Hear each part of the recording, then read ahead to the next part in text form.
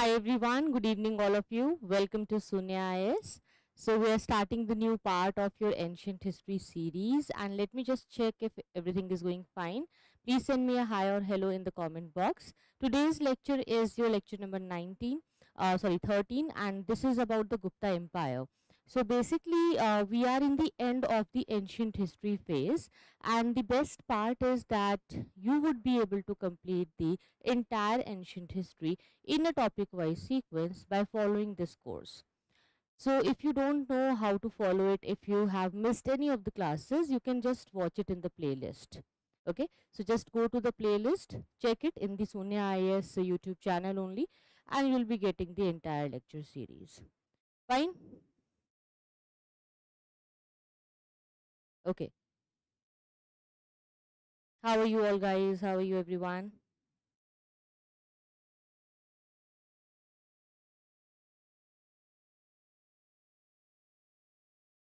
Great. All of you guys, you need to like the video, share it with all your friends, and yes, I hope you enjoyed your holidays and festivals, right? Okay. So let me just start it. Give me a moment. Let me just check the technical details from my side. Do you have any doubts from the last class, guys?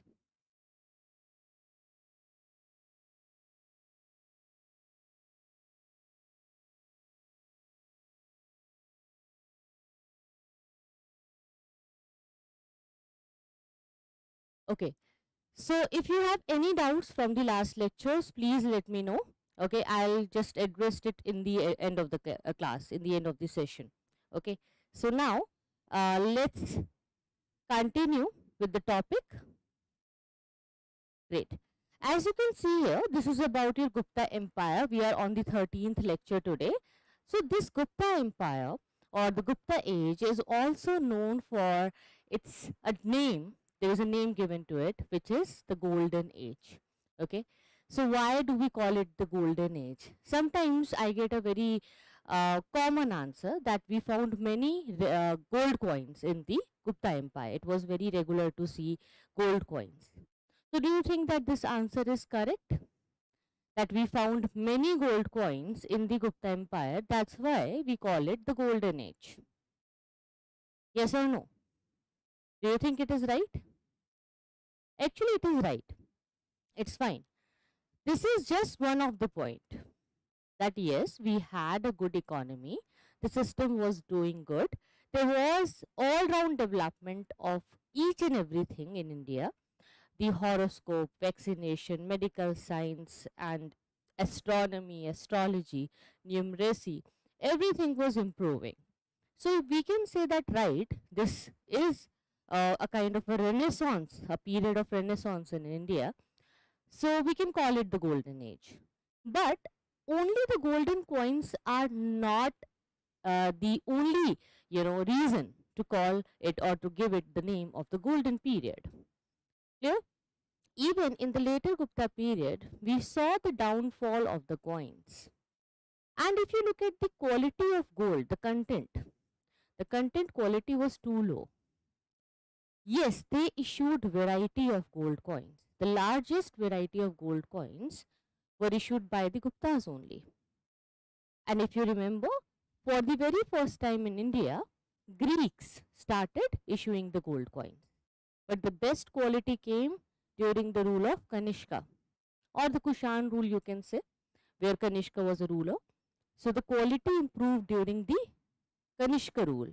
And in the Gupta period, variety increased, but the quality decreased. Okay. So here, when we talk about the Gupta Empire, we need to understand that what are the sources to study this particular period.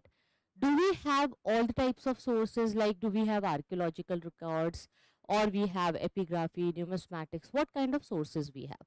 So you'll be surprised to know that we have many, or you can say almost all kinds of sources to know the history of Guptas. We have archaeological evidences also, we have literary records also, we have numismatics also, epigraphy also, and other, small sources are also there. So combination of all these things will help us to know the right chronology of Guptas. And then we see Samudragupta. Samudragupta's achievements are written in his Prashasti, and there are many other records like his coins. So that will also help us in knowing the achievements of Samudragupta and the achievements of other Gupta rulers. Clear? And then the achievements of Chandragupta II, who was the son of Samudragupta. Chandragupta II, who took the title of Vikramaditya, and also he took the title of Sakari. Okay, so we will know how he got this title, why this title came. The importance of Fahian's visit to India. It's a very important thing because Fahian was the Chinese traveler who came to India to know about the land of Buddha. But the problem with his writings are that he always had a Buddhist perspective. He saw everything from a religious angle, from a Buddhist angle. That's why you will see that in his entire record, entire travel record, there is no mention of the ruler during whose time he visited, Chandragupta II. There is no mention of Chandragupta II in his entire record. Why? Because he was not interested in political developments. Also, as you see that Gupta rulers, they are the followers of Hinduism. They will be making temples. The temple architecture in India will start with the Gupta Empire. Somehow, we see that Fahian had great attachments with Buddhism. So, a kind of a feeling was there inside him that I should not write about a political level or a history or a leader who is not associated with Buddhism. He used to call that the Gangetic Valley is the land of Brahmanism because he had this intensity of feeling in his mind that the Buddhism is getting declined, Jainism is getting declined, and Hinduism is increasing in the Gupta rule. The Gupta administration, society, economy is very important for your mains. And the literature, art, architecture, scientific development during the Gupta period is important for your prelims because in prelims they ask you about arts, art and cultural developments, right? So that's why it is important for prelims. I hope you understood the topic now. So when we start from the Guptas, we need to understand the sources, and one more important point is that when you read about any of the empire, you need to know about the rulers, their battles, their achievements. But sometimes it is not very important for the exam. UPSC is more interested in art and cultural developments than the battles. They might not ask you about the battles fought by the Chandragupta II and why he took the title Sakari because it's a very common question. But they'll try to understand that if you know about his art and cultural developments, do you know about the universities which got started during the Gupta rule? So that needs to be there in your mind and in your notes also. So we'll try to focus more on the art and cultural developments, the achievements of the rulers, and the interesting details of each and every period. That will be there in the questions also. For the exam, that's more important. But see, you can't understand the art and cultural development without knowing the chronology of the rulers. So for the basics, we need to understand the names of the rulers. So first ruler was Sirigupta. Okay, Sirigupta was the founder. But we don't know about Sirigupta much in the historical records because maybe he was the earliest rulers. So in the earliest rulers, this kind of problem always comes. So Sirigupta was one of the earliest ruler. That's why we don't have much of his historical detail. Then it is said that Ghatotgaj was also one of the ruler who came.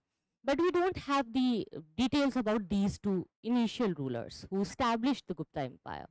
But we have a great detail of Chandragupta I.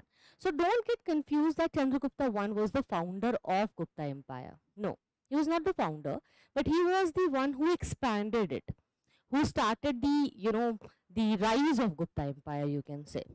But it was established by Sri Gupta. Okay, it was founded by Sri Gupta, but it got developed under Chandragupta I for a very long period from 320 to 335 or 340 AD. Not historically very right and clear date line is there, but yes, around 340 AD, till that time he was there. Then his son came, Samudragupta, who is also known as the Dash of India. Can you tell me the name of that European fighter, European leader? Samudragupta is also known as what? Even if you are not sound is very low. Some if there are few students who are saying आवाज too much कम है, बहुत कम है, is it very low? Okay, let me just adjust the sound. Is it better, guys? Can you hear me now?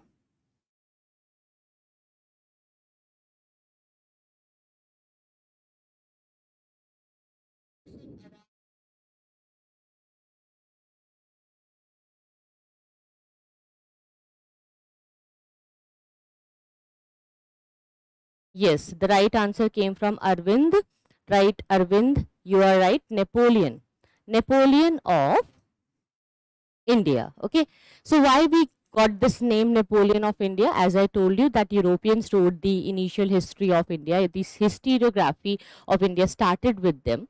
We never had the feeling of writing everything in a chronological detail, and this is a great miss which we had in the ancient times. Because of this problem, we already had so many issues, and still we are struggling with so many date periods, timelines, decline of an empire or age, or decline of so many civilizations. These common questions are there, but so many answers are there, which is very confusing for us. So it is just because we never had a proper historiography of India. And there I also told you that somehow when Europeans started learning the culture, the language of India, the Sanskrit language, when they started the translation activities, they started the writing and preserving things. They started this activity of doing these kind of things and works of writing related, translation related activities. So they used to read everything now. They used to search and research again and again. But in ancient Indian history, there we had no clarity of writing and preserving the details, no idea of recording and keeping the records very intact. Nothing like that was happening. So when you read about the Britishers, there you'll talk about archives. Okay, so in the modern Indian history, we had archives. Okay, the government archives were there, private archives were there, but in the ancient history, there were no archives. Okay, there was no written set of document which was recorded. There was no chronology which was written. And if you see, in contrast of this, in Chinese history, Chinese historiography basically, they had a very nice formula of sorting out these problems. What they used to do in the Chinese historiography, they had a trend which they used to follow. So since the ancient times, they have this kind of mindset of writing things in a very good format, and they have a set format like introduction, main content, conclusion. So they had this idea that every king is important. He had to follow few rules and regulations and the kind of administration which he will develop. Ultimately, there will be some problem in his empire. He may become very egoistic or rude, and due to his misgovernance, there will be a rise of a new king who will try to counter that misgovernance, will suppress that kind of mishappening and misfortune, will bring a new set of fortune for the entire country, and will be a better ruler. So the new ruler will write the history of the past ruler. Okay, so if I am a ruler and if you defeat me, so you have a responsibility now, that you need to write that how you defeated me, how was my rule, what I did in my entire empire, how it ended, now what you started, and how will you take it. Okay, then whoever will defeat you, the next ruler, will write the history of your period in the same format with the same sequence and timeline, and there was a fixed format. Because of this, in the Chinese historiography, we have a set of all the rulers with their records of administration, details of their daily activities, then how they got defeated, how it ended, how the new empire started. So a complete sequence is getting repeated again and again. Yes, there is a problem that there is a fixed format of everything where there is no scope of improvisation or developing the variation. Sometimes the truth is also hidden in these kind of data. I understand there are many problems in this kind of writing, but still at least they had something. Something is better than nothing. In India, we had no format of doing all these things. That's why we have so many confusions. Clear? Then about Ram Gupta, we are confused. Why we are confused about Ram Gupta? Can you tell me? See, again for Ram Gupta, we don't have many historical records. It is said that Ram Gupta was the ruler before Chandragupta II, but we are not really sure. Like in the historiography or in the historical records, we don't have much records about him. So then we consider that after Samudragupta, next important ruler which we need to read for the exam is Chandragupta II. So we'll not read about Ram Gupta. Okay, Chandragupta II is important and he will be ruling from 380 to around 415 AD. Then Kumar Gupta will be there. Kumar Gupta is important for us. Okay, and you'll tell me why he is important if you know. Okay, so near about 415 to 455 AD he will rule. Then Skandagupta, not very important because rulers after Kumar Gupta are weak successors. They will be responsible for the decline of Gupta Empire. So that's why they are not very important. But Skandagupta, Purugupta, Buddhagupta, you need to remember few of the weak successors' name also. Because we are in the end phase of ancient history, no? Because we need to start the medieval Indian history now. So we just need to remember few names, like who were the last important rulers of ancient India. Okay, so just to know the transitional period. So let's try to remember them. Chandragupta, Samudragupta. Chandragupta II, Kumaragupta, Skandagupta, Purugupta, Buddhagupta. Okay, so this is the sequence which you need to remember. Okay, let's start from the Chandragupta. But before we start from the Chandragupta, let's see the map of Gupta Empire. And you need to understand the expansion also. Also, you need to see the contemporary rulers, because when you talk about Guptas, you also need to see Vakataks are here. Okay, Vakataks and Pallavas were here. Very important. Let me just mark it from the red color.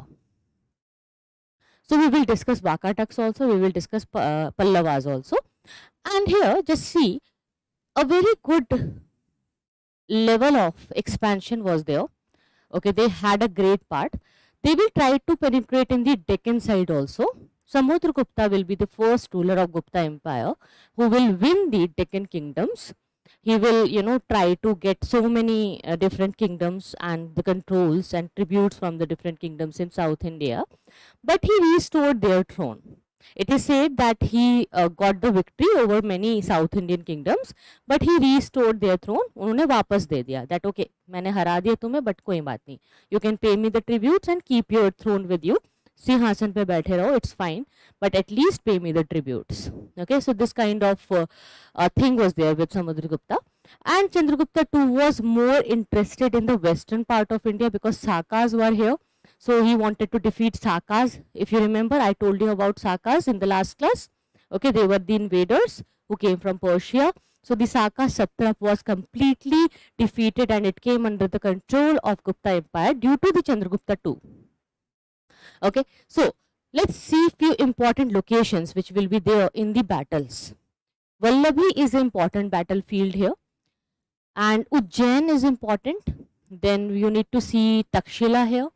One more important thing is Kannauj, because there will be a tripartite struggle for Kannauj in the medieval Indian history or in the early medieval India itself. So maybe day after tomorrow we will be starting medieval India. So there we will discuss Kannauj, because from Kannauj many of the main locations and highways used to cross, where people and traders used to go here and there, and they used to exchange many items. So for taxation it was very important. Then Magad is here and Patliputra is here.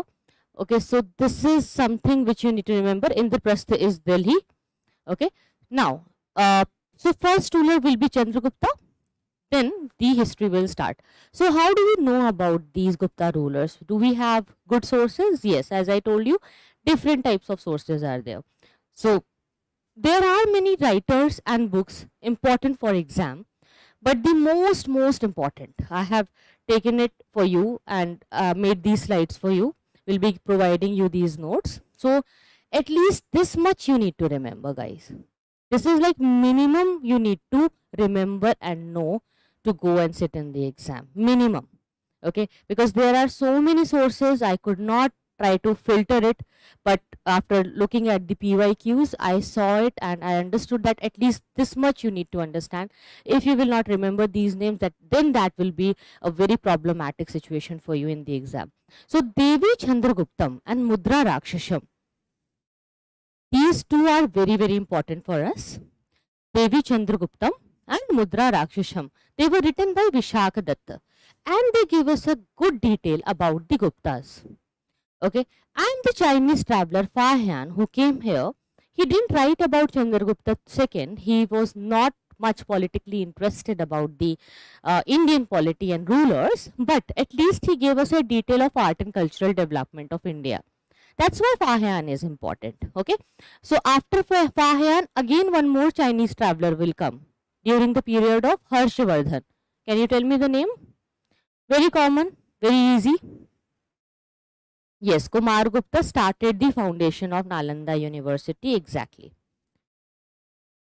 Pallavas are the founder of Dravida style of temple architecture. No, that's wrong actually. If you will go into the details of ancient history, you will understand that Pallavas started the temple architecture in South India.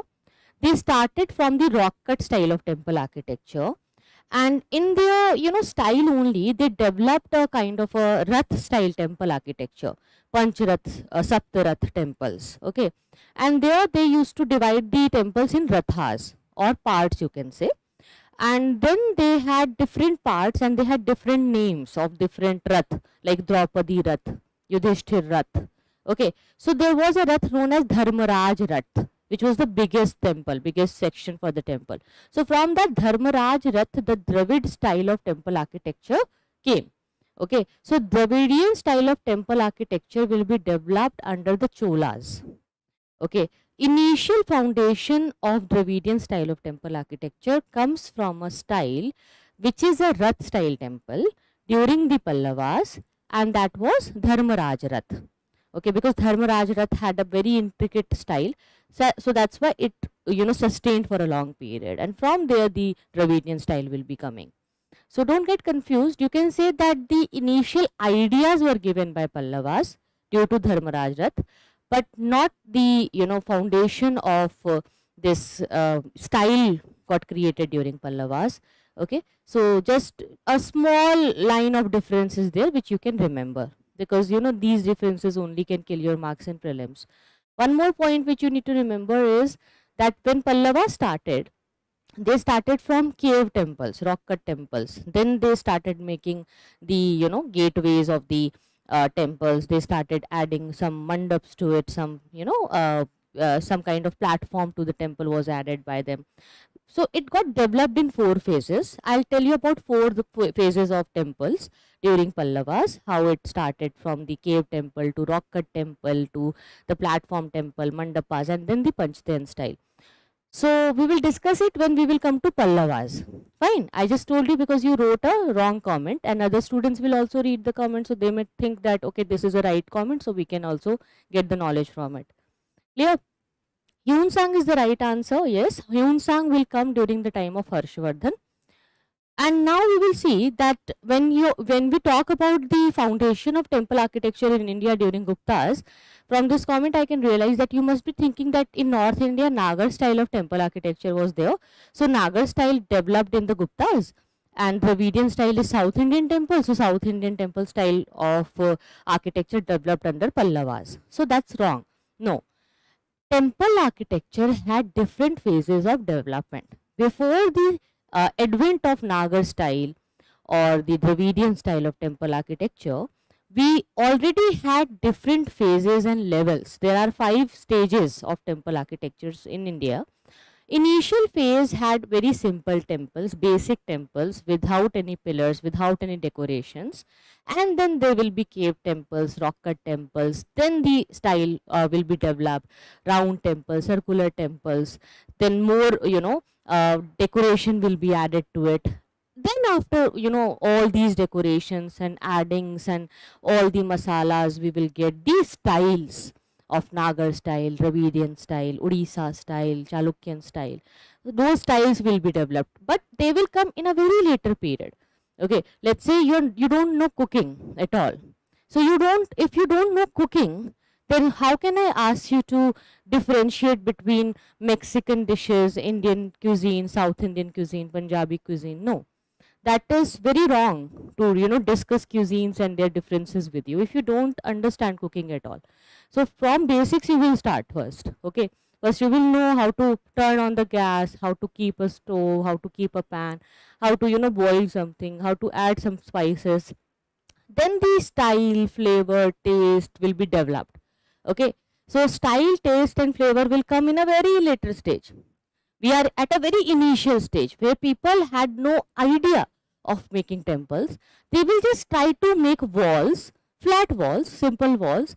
Then they will add pillars, then they will add platform to it, they will add some stairs to it, some designings will come, and then the style will be developed.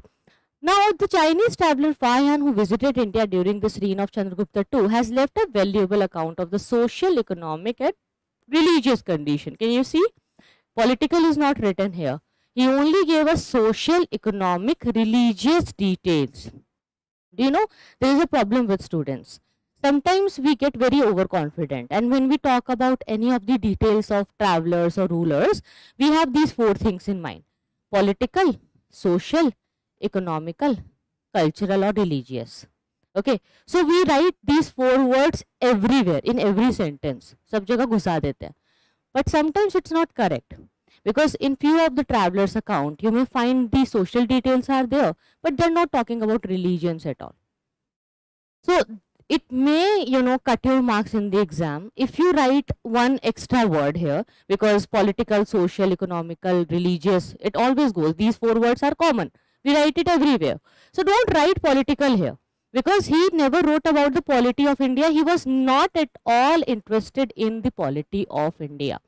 Okay, then we have some inscriptions. When we talk about the sources, like we are trying to discover the Gupta Empire, guys, right? What we are trying to do, make it interesting in your learning, that you need to know that Gupta Empire was there and Gupta rulers. Now you know the names, but you need to understand that how we know about it. Where is it written? Do we have any sources? So yes, we have many sources. These are the most important written sources. Some inscriptions are also there. Like the Mehroli iron pillar inscription is there. Very important. The Mehroli's iron pillar inscription, which is right now in the premises of Qutub Minar. Okay. So it refers to the achievements of Chandragupta I. Okay. And it is having no rust at all. It's the iron pillar, but there is no rust. Then Allahabad pillar inscription is important source, as I told you, Prashasti. Okay, so Samudragupta's Prashasti is written here, and his personality, his achievements, the way he started his military expeditions, then he defeated many South Indian kingdoms. Then there was one expedition against the North Indian kingdoms also. So yes, he got these details engraved on an Ashokan pillar, if you remember. That's the Ashokan pillar only, in which one side we have Ashokan inscription, other side Samudragupta's inscription. We have already written about it, so I'll not explain it again. So let's not repeat it. You already know about all the Ashokan pillars, right? Then it is written in classical Sanskrit language. His Prashasti is written in classical Sanskrit language. Now there is a catch here. In prelims, they may ask you that, okay, it was written in classical Sanskrit using which script? So Nagari script, which is like Devanagari, like Hindi में जो हम लिखते हैं, like this is Devanagari script, right? So the Hindi language which is written in Devanagari script, so that comes from here only, Nagari script. So here they can write Kharoshti, Brahmi or any other script name. Remember Nagari script, okay? And remember Nagar school of temple architecture, common. Okay, so their developments will be happening now because temple architectures are coming. Nagari script is here. Okay, Nagar, Nagarik, Nagari. So this is important. Okay, common words so you can remember easily. So it consists of what? The Prashasti of Samudragupta, it is having 33 lines, which is composed by Harisena, the court poet, and he describes that how Samudragupta came up, how he became the king, how he came to the throne, and then his military campaigns in North India, in South India, his relationships with other contemporary rulers, and it is said that he had a great diplomatic skills. And his accomplishments as a poet and as a scholar, So he was like all rounder. Okay, he used to play veena also. He was interested in music, he was interested in poems, he was interested in writing, and he was a great scholar himself. So Samudragupta used to mention it everywhere, and in his coins also he is shown as playing veena. So the coins issued by the Gupta kings, they have legends, they have figures, they have the features of their kings, the kings what kind of worship and the religious belief they followed, that if they followed a kind of goddess, so that goddess is engraved in the coin. Okay, so they provide interesting details about the titles, about the sacrifices performed by the Gupta monarchs, and there you will see that all the Gupta rulers, almost all of them, they did the Ashwamedh sacrifice, and in their coin it is engraved that they are doing the Ashwamedh sacrifice, Ashwamedh Yagya. Clear? Now let's come to the next important detail. Now we need to understand the political and other types of historical details. Let's follow them ruler by ruler. Okay, as I told you, Sri Gupta was the founder of this Gupta empire, but Chandragupta I started the real expansion. So he is like the real expander. Okay, that's why we consider that he is the great ruler. He took the title of Maharaj Dhiraj. Okay, means king of kings, and then this title became very common. Okay, so the founder of Gupta dynasty is Sri Gupta, this you need to remember. Then he was succeeded by Ghatotkacha. I have already explained this to you, I hope you remember, but we don't have historical details about these two rulers, that's why we don't know much about them, but we understand that they used to have a title. They too were called Maharajas. Okay, Maharajas. This much only you need to remember. Then came Chandragupta I, who is the first important capable ruler, great king of kings. He took the title Maharaj Dhiraj, king of kings. He strengthened his position by the matrimonial alliances, and you will be having a kind of recognition and some similarities with one very important ruler which we completed already in the ancient history. If you remember the name, tell me in the comment box. He's having very common kind of relationships and political achievements like that ruler had. Okay, he was the ruler of Haryanka dynasty. Tell me the name if you remember. Chandragupta I. He strengthened his position with matrimonial alliances, one with Lichavis, and he had other matrimonial alliances also. So from Lichavi he married Kumara Devi, the princess of Lichavi family. Okay, and then he got a lot of military expeditions. After winning so many kingdoms in the neighboring region, he took the title Maharaj Dhiraj. The Mehroli iron pillar inscription, it mentions about all his extensive conquests. He always used to have different expeditions. He started expanding the empire. He expanded a lot. So this is important, that the foundation of Gupta era starts from Chandragupta I. Okay, so Gupta dynasty was started by Sri Gupta, but the Gupta era, the time period from where the rise of Gupta starts, will be with his accession, with the coming of Chandragupta I in 320 AD. Can you see, now we are in AD, we are not saying BC now. BC was there, which was backward time. Before Sangam age, BC पढ़ रहे थे, but now we are reading AD. So now we are moving forward, or in AD, with an increase in number, you are coming to a forward time. The time will be more modern now. The time will be newer now. Okay, so there is no backward going now, no BC, only AD is coming. So basically here we see that Chandragupta I is very similar with the ruler of Haryanka dynasty known as Bimbisar. Okay, Bimbisar had similar kind of these calculations with matrimonial alliances, with expansions, with dowry.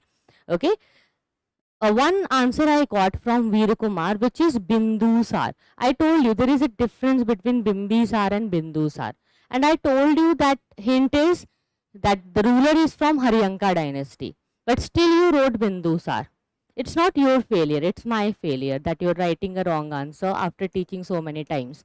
I told you that Bimbisar, Bimbi, पहले इसको बिम्बी बोलेंगे, बिंदु तो बाद में लगाएंगे, right? So Bimbi is the first ruler from Haryanka dynasty. Then will be there Bindusar. Bindusar is son of whom? Son of which ruler? Bindusar? Chandragupta, right? Chandragupta Maurya. So Bindu को बाद में लगाएंगे. Just remember this line. We will keep the Bindu later. Okay? We will give him the Bindi later. Bimbi will get the Bindi later. Means the Bindu later. First he is Bimbi, then Bindu. Clear? So Bimbisar, Haryanka dynasty. Bindusar, Maurya dynasty. Okay? They have similarities with Chandragupta I of Gupta dynasty, but I gave you the hint that you need to tell me the name of the ruler from Haryanka dynasty. So you should write Bimbisar here. Clear? Fine. So here, Chandragupta I, we covered Chandragupta I, that's it. We don't need to write about the rulers in detail. I told you that we need to write more about their art and cultural developments. Okay, so we will read the art and cultural developments in detail now in today's class itself. But just to know the sequence, I am telling you about the rulers first. Clear? But you don't need to remember the political history and the names of details of the ruler and what kind of problems they had, घर में उनके क्या चल रहा था. You know, you don't need to read about those कलेश affair था इस राजा का उसके साथ, ये रानी, ये दासी. These things are very interesting, I understand, but they are only for the Netflix series, not for UPSC. So you don't need to go into those details.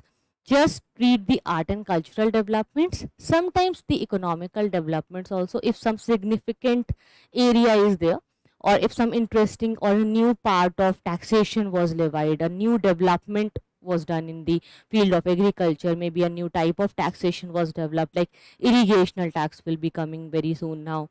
We will see the development of insurance for farmers also, not right now, but in the early medieval phase you will see these kind of new things will come in the economy. So if something new is coming, then you need to read. But don't read the details of rulers, their wives, how many wives he had, how many, sons, and then those Grih Kalesh. We don't need to go into that.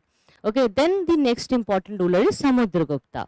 Historically, we have more evidence of Samudragupta, and Samudragupta is from 330 to 380 AD. So you can see around 50 years of rule, very big rule, right? Ashoka, Samudragupta, and then you will see one more Mauryan ruler, yes, Akbar. They all had a very big period of their ruling history. Okay, in South India also we had Krishna Devaraya and some other rulers who ruled for around 50 years. 50 years of rule is a big time, right guys? See, we say that 60 years mein retirement hota hai, right? 60 years you get retired on 60. So at 60 to get retired on 60, still people start working at their age of 20s, 25, like that. Then you after crossing 60 you get retired. So in the present situation, you look at the age of retirement today and try to compare it with the rulers at that time, the way they used to rule for more than 50 years. So we have only few rulers in the history who ruled for more than 50 years or around 50 years. At least those rulers you need to remember, their time period you need to remember, very, very important.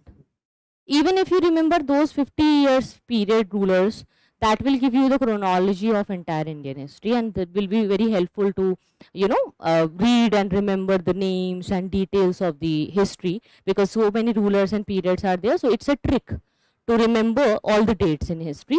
Just remember those 5 to 6 rulers who ruled for more than 50 years. Try to remember those dates, and ultimately you will see automatically all other rulers and all other dates will be remembered by you. Automatically it will be coming in your mind.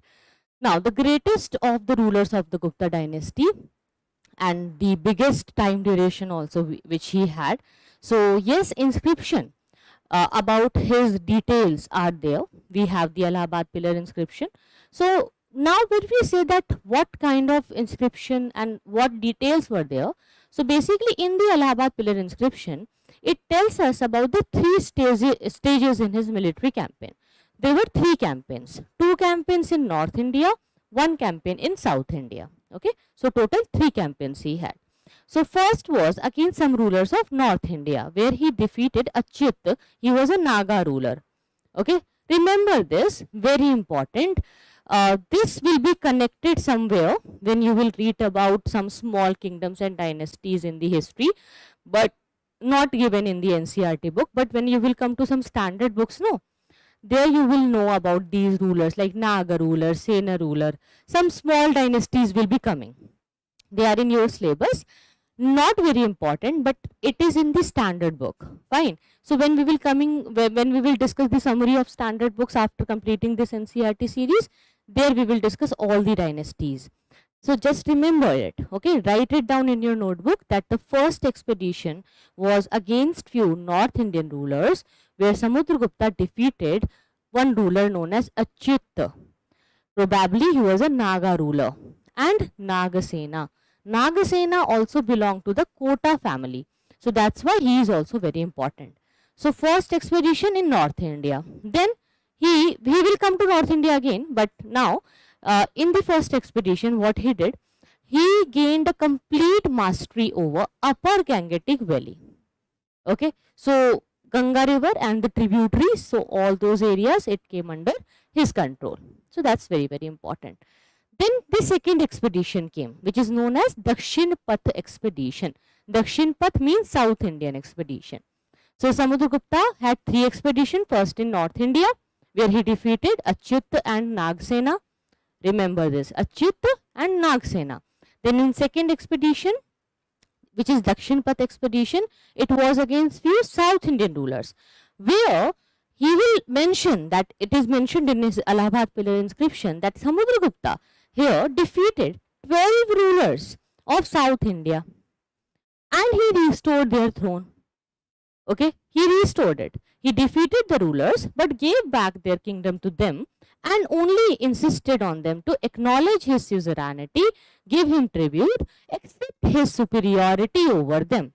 Like Akbar did with Rajput rulers. When Akbar will rule, no, he will take example from Samudragupta.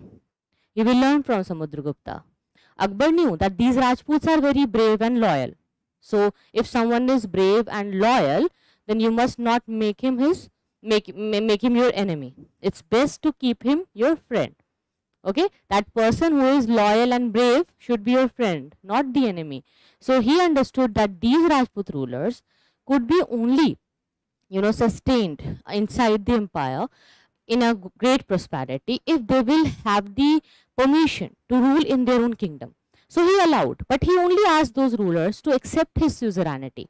So Akbar wanted Rajputs to accept his superiority, suzerainty over them, and Rajputs accepted it. Okay, few exceptions are there, like the Battle of Haldi Ghati and other things are there, which we will discuss when we will come to the Mughal history. But generally, majorly all the Rajput rulers accepted it. Fine. Here also, these 12 rulers accepted the suzerainty of Samudragupta and they were fine with it. Okay. During this expedition only, he had a fight with a Pallava ruler. When I will come to the Pallava kingdom, okay, when we will discuss Pallavas in the medieval history, there I'll tell you about this expedition again, that how Samudragupta came in South India and what was he doing. Then you will connect the dot and then you will tell me in the comment box that if you remember it or not. Okay, so when the Pallavas class will be there we will come and discuss it again. Fine. Now let's come back to the Guptas. One more expedition was there, the third expedition, which was again in the North India. Okay, which was against some other rulers of North India this time. Why? It was to eliminate his remaining North Indian rivals like Nagadatta, Rudradev, Nagasena, Achyut, Nandin. Some other rulers were there who were still against him. So he defeated them again. After these military victories, he performed the Ashwamedh sacrifice. Ashwamedh yagya, I hope you know that white घोड़ा होता है उसको भागने को छोड़ देते हैं. There is a white horse and one king who is doing the Ashwamedh sacrifice will leave the horse to, to make him run away, and wherever that house will go and where a horse will go, and wherever the, the area which will be covered by running of that particular horse will be under the rule of that particular ruler who is performing Ashwamedh sacrifice. So do you think that Ashwamedh sacrifice was done before fighting and winning the battles, or was it done after fighting and winning the battles? Of course, it was done mostly after fighting and winning battles, because it was like a confirmation that now my Ashwa, my horse, can run and can go wherever that horse want. Okay, which means that this entire area is mine now. Your kingdom is also mine now. So if you will stop my horse, then you'll need to fight with me. We will have a battle. Okay, so that's why it was a kind of a confirmation. Can you understand the reality of the sacrifice and why this, it was done? It was a kind of a diplomatic thing, guys. Okay, there is always a reason for doing something. There's no point of making a horse run without any reason to cover some of the area, and then you'll call that, okay, this area is covered by my horse, so it's mine now. No, it's illogical, right? It will only sound logical if you are doing it to confirm that, okay, my military victories are confirmed now because nobody is stopping my horse. Clear? So he issued gold and silver coins also, and he, he used to write that he is the restorer of Ashwamedha. Ashwamedh Yagya karwaya unhone. So he used to write it on the coins, and Samudragupta was hailed as the Indian Napoleon because of his military achievements. And then here you can see his southern campaigns, okay, which was again Pallavas. He crossed river Krishna, he crossed river Godavari also. So he got these areas captured. These were the southern campaign of Samudragupta. So this is the Gupta Empire under Samudragupta, this entire region. Okay, that's why he is known as the Napoleon of India. So after these conquests, Samudragupta's rule extended over Upper Gangetic Valley to the greater part of modern UP, portion of central India, and the southwestern part of Bengal. So he had a great part. In South India, he got the areas which were under the control of Sakas, the Kusan principalities which were there. He defeated all those governors, and on the west he got it. From the northwest kingdoms also he got all the areas captured, and then from the east coast to Deccan, as far as the Pallava kingdom was, he got all of them captured. They all acknowledged his suzerainty. Clear? So Samudragupta had a great empire. He was a big ruler. So there is a question that how strong Chola Navy was. So basically, Chola Navy was very, very strong. It was so strong that they became imperial Cholas now. Okay, the time period where we are coming now is around 9th century, which will be after the Gupta and Harshvardhan. So then we will discuss about Cholas, and you will see that we all had a great navy. Navigational skills were very, very high, and the skills about making the maps, making the writing about numeracy and the vaccination, all those things were there in India. We discovered about pi also. Okay, the pi, it was also discovered by us. So yes, we were doing good in each and every field. And in contrast of this, if you will read world history, guys, in world history you'll see that there is a period of Renaissance which comes around 14th century AD. So in 14th century AD, the Renaissance will come. Here you can see that the rule of Samudragupta or the Gupta era, which is after 300 AD, you can say, okay, which is after you can say 3rd century AD in short. So India, whatever achieved in 3rd century AD, okay, 3rd century AD, that similar point of achievement and those level of developments came in Europe during 14th century AD. So can you see the difference? Like more than 100 years we were ahead of them. Indians were more developed. 100 years आगे थे हम, 100 साल आगे थे European से हम, right? Or not like and that too also you can say not only in few of the fields but majorly in all the types of fields, right? Not 100, sorry, thousands of years ahead of them. We were thousands of years ahead of them, हजारों साल आगे थे. But what happened to India? That India became gulam or the colony of Britishers. We were 1,000 years ahead of them. We had Renaissance in 3rd century AD. They got Renaissance after 1,000 years. They got it in 14th century AD. Then why, how come it can be there that India became a colony? India had all the kind of achievements in ancient times. It was so strong. That you need to understand that what happened to India? What was wrong? Was there something going on which really led to the decline in the Indian system, which made it a colony? So that history needs to be understood. That confusion needs to be clear. One more point is that when we will read in the world history that is coming in your 9th and 10th class in NCERT, there is a time of a dark age. Dark age is the period in the medieval world history. So there they will have superstitious beliefs and so many other problems in society where church will be very dominating and there will be a evil, religious evil in the society. People will have fight against it and people will, will be revolting against it. Basically, you will find that this kind of dark age was never there in India in ancient times. We never faced in medieval times also. In medieval period also, yes, we had caste system, sati system, but we can't compare it with the dark age of the European society because they were more darker than us. Okay, we had some kind of problems, sati system and caste system, yes. Few things are there, superstitious beliefs are there, but they were more superstitious than us. If you know about their superstitious beliefs, then you'll laugh that Indians were not at all superstitious. It was just a fun for Indians. Because they were so superstitious that church used to send them letters that if you have committed a sin, pay us this much of amount and we will try to wash off your sins and you will be relieved out of it and you'll get the heaven. So give us money and get the heaven.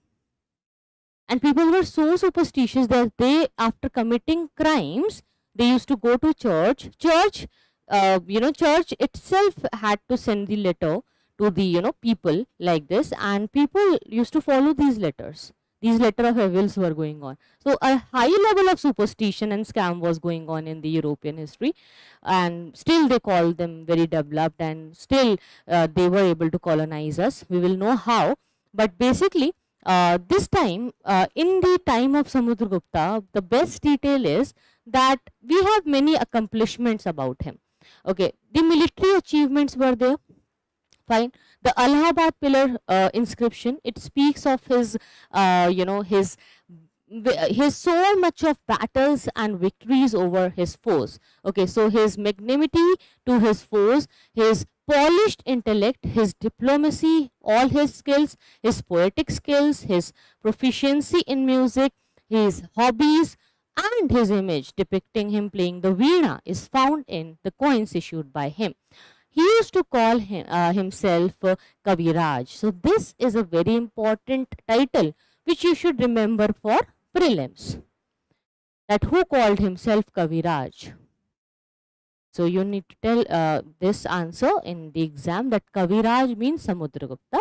Samudragupta had coins which calls him Kaviraj because of his ability in composing verses.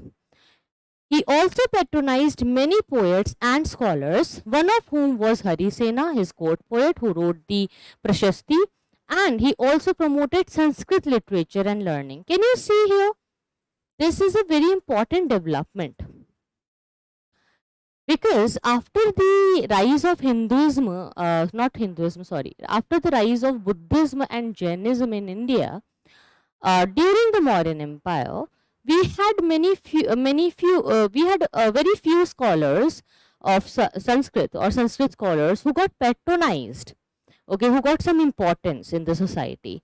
Somehow the revival of Sanskrit, the revival of Hinduism came during the Samudragupta rule, right? It's very evident here that he, gave patronize to Harisena. He revived the Sanskrit literature again. He started some other developments in Hinduism again, and he was an ardent follower of Vaishnavism. He used to do the Vishnu Bhakti. He followed Vaishnavism, but he was tolerant of other creeds also. He evinced keen interest in Buddhism. He gave liberal donations to Buddhism. He was the patron of a great Buddhist scholar, Vasubandhu. I told you about Vasubandhu in Buddhism. Okay, I hope you remember that. So it says here that basically Buddhism, it was having a great peak. Sometimes it is written that Buddhism and Jainism were declining in India during the Gupta period, which is wrong. Why? Because Buddhism and Jainism were not declining. They already saw their peak during the Mauryan Empire, and there is nothing which can stay on the peak forever. Is it possible, guys? If anything will rise, then there will be a time where it will become stagnant and it may fall also. The rise and fall happens. It's a way of life. It goes on. Right? It's a very normal cycle. So what happened with Jainism and Buddhism? That it had the peak in the Mauryan period. So it already saw the peak. So these two religions now became very stable in the society. So they were stable and they were going on their own pace. But Hinduism, which got declined during the rise of Buddhism and Jainism, again saw the revival due to the Gupta patronage. So when people saw that rulers are patronizing Hinduism again, they are making temples, they are giving patronage to Sanskrit scholars, it means they are making it Hinduism, and the development of Hinduism is happening. So Hinduism is rising and Buddhism is falling. No. If something is rising, then it doesn't mean that other thing is falling. Maybe it's not always true. Maybe one thing started rising again, or it saw the developments, or more patronage or revival, but other thing and other religions were also going. They also got the patronage on the same time. Okay, so sometimes it is shown like there is a fall of Buddhism and Jainism, which is not true. Because Buddhism also got the patronage. Jainism also got the patronage. So revival of Hinduism happened, yes. Downfall of Buddhism was not there at all. Downfall of Jainism was also not there at all. And even if it happened after the later Gupta period, it was not due to the Gupta rulers and their patronage. It was the problem of the Buddhist monks and the religious changes which happened in these two religions because of their own religious monks and their own leaders. When they accepted Sanskrit as a new language, when they accepted idol worship, when they accepted elaborated rituals, when they added all those things which they condemned in the starting of the rise of Buddhism and Jainism, when they started following it again, then people saw that there is no difference. There is full of dogmas in these two religions also. So why to change? It's better to follow our own Hinduism. Why to get converted when there are more problems in these two religions? So people started understanding and analyzing things. And that's why the decline of Buddhism Jainism happened. So it was the analysis of public acceptance of these two religions with so much of elaborate rituals and the changes in languages, rules and regulations within them. That's why the downfall started. Clear? On the other hand, the revival of Hinduism was also going on, and the development of Bhakti movement can also be seen there after the later Gupta period. That's why we can say that Hinduism will rise again. Now, next ruler after Samudragupta is the son of Samudragupta, Chandragupta II. He also called himself Vikramaditya, and it was a very common title after this. He extended the Gupta Empire by his own conquest. Okay, So he was very judicious and he had great military skills like his father. He was also very much, in military and in diplomacy, as he learned everything from his father. So he followed those combination of policy of diplomacy and warfare and all those activities like Samudragupta. So how he extended his empire? Number one, through matrimonial alliances. Again, you see, matrimonial alliances were there. So he strengthened the political power. Now you will see that due to these matrimonial alliances and increasing alliances in matrimonial cases, there will be more decline to the women empowerment in India, and you will see a very negative feeling against the women in the society will come. The development of so many wrong practices will be there, and to justify it they will write it in their dharma shastra also, that okay, the birth of a child is a source of misery, the birth of a son is good to have, you may lose your wealth if you have a daughter, so daughter is a source of misery. Then you need to give dowry to the daughter, don't educate the girls.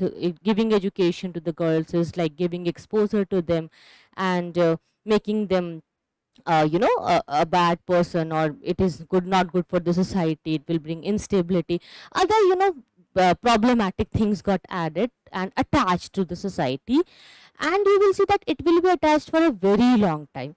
Even today, if you will try to don't take it otherwise, just try to see, if you will see the intelligence and smartness of a girl and a boy average generally in the society, you will see that sometimes we will find very smart and intelligent girls who got support from the family. But generally, since ages, we have suppressed that smartness and intelligence, that it is still, that it is still in a developing phase.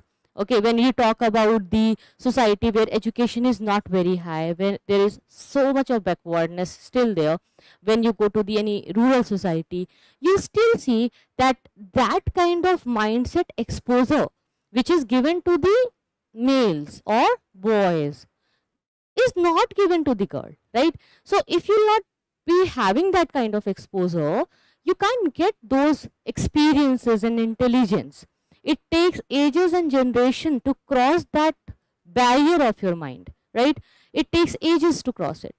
It is not something which you can learn in few years by going through few of the skills and practicing it. No, it will come in your genes automatically. So it happens biologically. So biologically that exposure is less with the women, right? So there is a disadvantage for it, which is still seen in the society. So here you see these matrimonial alliances were going on, and of course they could not ask the wish of the women or the child, the girl child at this point. So they ensured that it is happening at a very young age, that she will not understand or ask any questions. Before she could understand anything, she would be married, and then she will leave the home, and she would be adjusted in a new life, new home, new society. So yes, he married Kuber Nag, a Naga princess of central India. Okay, I told you about the Naga king, right? If you remember, Achyut, who was defeated by Samudragupta. Clear? So yes, we will discuss Naga dynasty later. And he gave his daughter Prabhavati in marriage to Vakatak prince. Why? Because Vakataks had fight with Guptas. I have already shown you this in the map. If not, let's see it again. You need to remember them. These are Vakataks here. Can you see in the map? Basically, why the fight with Vakataks and Guptas are there? It is just because of the expansion, territorial expansion, right? So what they decided, let's not fight, let's have a matrimonial alliance. Okay, so that there will be no fight and we will be friends again. It will, see, if you do a friendship, if you give a promise to someone, it can be broken, right? But if marriage is done, then it can never be broken, because in Hinduism or in that culture, there is no scope of divorce. Okay, there is no word for separation. In Sanskrit language, there is no word for separation or divorce in the marriage. So once married, then janam janam ka rishta. So nobody can break this promise. So to have a best security in polity, best strength of your army, let's have a matrimonial alliance.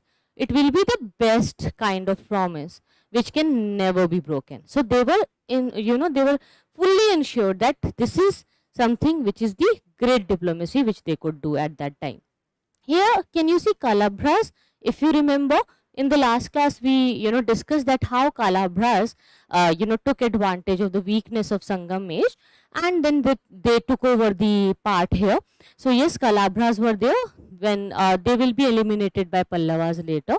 So yes, Kalabhras you need to see here in the map. Clear? Now, as I was discussing with you about the Vakatak king, right? So basically what happened, that Chandragupta II, he gave his daughter Prabhavati in marriage. So Prabhavati was married to the Vakatak prince Rudrasena II to stop the fight between Vakataks and Guptas. Why? Basically Vakataks, they had a great area and territorial problems were going on. Vakataks occupied a very strategic position in Deccan, which is like the midpoint between North India and South India. So if you want to penetrate more in south, you need to defeat Vakataks or have some alliance with them. So this alliance helped him to campaign in the western India against Sakas, because now he was secure that South India is stable for me because I have Vakataks. Samdhi to south mein baithe hi hai. So let's focus on west, because he knew that in west Sakas were there. So he wanted to defeat Sakas. So the conquest of Western India happened against Sakas in Western India, which is the biggest and important battle of Guptas. Very important. Rudra Simha III was the ruler of Saka, the last ruler of Saka Satrap, Saka province. He was defeated, he was killed, and the Western Malwa and Kathiawar Peninsula were annexed. Entire Gujarat area came under the influence of Chandragupta II. It became it was annexed into the Gupta Empire. And after this victory, Chandragupta II, he performed horse sacrifice, Ashwamedh Yagya, and then he took the title of Sakari, means destroyer of Sakas. Right?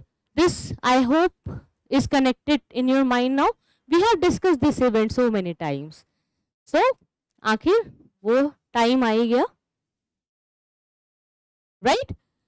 This is the time when we understood about the Sakas. We discussed it so many times that he will be taking the title Sakari. Now, when we talk about the benefits and the conquest of Western India, the best benefit is that now there is no invader anymore. All those invaders who came to India, who got the part in the western part of the country, who had their governors, they all got defeated. So it's a complete strong position of Guptas, right? The western boundary of the empire now reached to the Arabian Sea, which will be giving us the more advantage to do the import and export, right? So we will have the access to Bharuch, Sopara, Kambe and other seaports. These seaports will be more famous and important during the time of East India Company. There was a question in prelims about Bharuch also. So that's why remember this point. Bharuch, Sopara, Kambe, these important ports are in the influence of Guptas now. So to control trade with the western countries, they used to control these ports. And Ujjain became a very important commercial city. Why?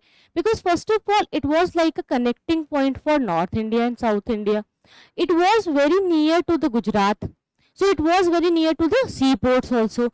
So it will be the alternative capital of the Guptas. This is again very important. You can write it down. That what was the alternative capital of Guptas? So it was Ujjain for them. Remember this or write it down. Now they had some trade with Roman Empire. You will see that Romans, they had a lot of demand for the Indian spices, Indian silk, Indian cotton, especially the black pepper, cinnamon. It was highly demanded, right? So the fine cotton clothes of Bengal, indigo from Bihar, silk from Banaras, scents from the Himalayas, sandal and spices from the south, they were all boats, they were all brought to these ports, and from these ports, these western traders, they used to sell it off, and they got Roman gold into India in return of these Indian products. So you can write all these names in the answer of your mains, where if it is asked to discuss about the foreign trade with India during the Gupta rule, so you can mention how different goods were in demand during the Roman Empire. Clear? Now, which name you need to remember here? The Saka king, Rudrasimha III. It's very important to be remembered. Now, next important part is the other conquest. When we talk about the other conquest, we need to discuss that how after the defeat of Sakas, he took control of other parts in India, because already he had alliance with the Vakataks. The matrimonial alliance somehow really had a great influence and power with him. Now, Chandragupta II defeated a confederacy of enemy chiefs in Vanga, and then he also crossed the river Sindh and conquered the Bactria. So this expansion is important, that he is penetrating more in the northwestern side of India. So the subcontinent where a kind of boundary was taken by the area of Sindh, that boundary was expanded now. Because when you will come to the Arab conquest of Sindh, which happened in 712 AD, then you will see that Sindh was like the gate of India, because so many passes came from here. So if you can win the Sindh area, then you could penetrate into the Indian subcontinent and win the other parts of North India. So how the empire got expanded and the boundaries are expanding now. This is something which shows that for the very first time, India had the confidence to go beyond the boundaries. The Gupta rulers had the confidence to expand their empire. They conquered Bactria, they got some parts of Iran, and the Kushans were subdued by him. He understood that these rulers like Kushans and Sakas are weak now. So empire extended. The extension happened in the west, as far as the western Malwa, Gujarat, Kathiawar area also comes under the Gupta rule. So in the northwest India, now the Gupta empire extended beyond the Hindu Kush up to the Bactrian Empire. And in the east, it also had the part of eastern Bengal.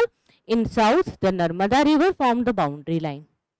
For a very long period, Narmada river was the boundary.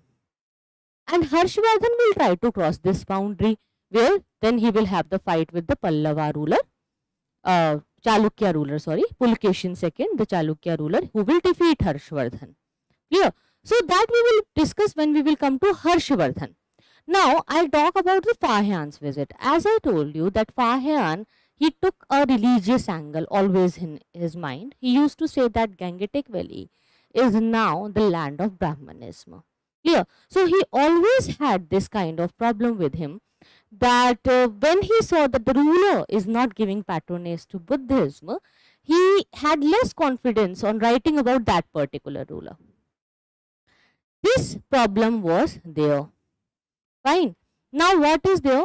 Chinese pilgrim who visited India during the reign of Chandragupta II, out of his 9-year stay in India, he spent 6 years in the Gupta Empire. Can you see, for 6 years he was there, but he never wrote about the ruler. He came to India to see the land of Buddhism, to see the land related to Buddha. He came from the land route and returned by the sea route. Okay, because he wanted to visit the Ceylon and Java on his way, in his return journey. So in his return journey, he went to Sri Lanka and Java. But the main purpose of his visit was to collect the Buddhist manuscript, see the land of Buddha. Primarily religious, intention was there. And he collected the manuscripts, he understood the language, translated it. He stayed in Patliputra for 3 years to study these manuscripts. He studied it and he, studied Sanskrit, he copied the Buddhist text and he provided valuable information on the religious, social, economic condition of the Gupta Empire. He says that the Gupta Empire or the condition of northwestern India is like The Gangetic Valley is the land of Brahmanism. And the power and glory of Gupta Empire now reached its peak in the Chandragupta II rule, Vikramaditya rule, but his mention, his name is nowhere in Fahian's travel details. Okay, when we talk about Chandragupta II, he also contributed to general cultural progress, and it is one of the reason why Gupta period is generally referred to the golden age, because he patronized great literary figures like Kalidas. Kalidas is also known as the Shakespeare of India. Again, same reason, because historiography is written by the Europeans, so they compared everything like this. Now, after Chandragupta II, we had weak successors. Like Kumar Gupta was there, who faced a lot of invasion and attacks. He was the son and successor of Chandragupta II. So Kumar Gupta tried to keep a stability. Okay, so peace and prosperity was there. So it was established during his reign. He issued a number of coins, and his inscriptions are found all over the Gupta Empire. And he performed Ashwamedh sacrifice also. But the most important part, and most important part which you need to write in your notes, is that Kumar Gupta started the foundation of Nalanda University, which was the institution at that time of international reputation. Internationally, it was renowned. Everybody wanted to come here and get the admission. Okay, and it was very hard to take admission here. The entrance exam used to be there, and it was very tough to crack. Okay, tougher than IIT today. Okay, just try to understand and compare like this. The end of his reign saw many changes. Okay, whose reign are we talking about? We are discussing which ruler? Kumar Gupta. Okay, remember the name, Kumar Gupta. So in the end, he saw the defeat of Gupta army, which was a by a very powerful wealthy tribe which was known as Pushyamitras. Okay, so Pushyamitra tribe, a very small tribe, powerful tribe, which was there in the Gupta area only. Inside the Gupta army, some defeat happened, and then some invaders also came in India, like the branch of Hunas came. Huns, they came from Central Asia. They attacked and they made attempts to cross the Hindu Kush mountain. They invaded India. So somehow Kumar Gupta managed, but after him the successors were very weak, like Skandagupta. He faced the Hun invasion in real. He fought successfully. Somehow he maintained against Hunas, saved his empire. But after Skandagupta, there was no saving at all. Because after Skandagupta, decline happened, because all his successors like Purugupta, Narsimhagupta, Buddhagupta, Baladitya, they could not save the Gupta empire from the Huna invasion, and ultimately Gupta power disappeared due to the Hun invasion and later by the rise of Yashovarman in the Malwa. So please write this line, that Gupta power totally disappeared due to Hun invasion and later by the rise of Yashodharman in Malwa. Okay, because Malwa, the capture of Malwa by Chandragupta II was important, right? Because he removed Saka satraps from there. But this somehow made a great change. This line you need to write, guys. Please write this. Gupta power, how it declined. Okay, after this, I'll give you some more important points. Give me a break. Let me have some water. Meanwhile, if you have any questions, let me know.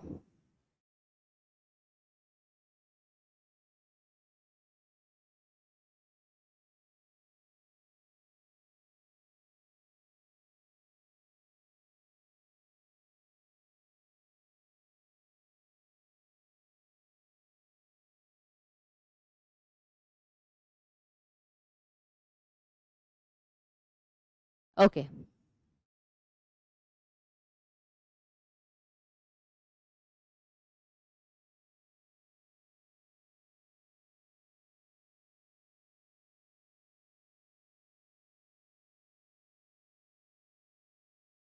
Fine.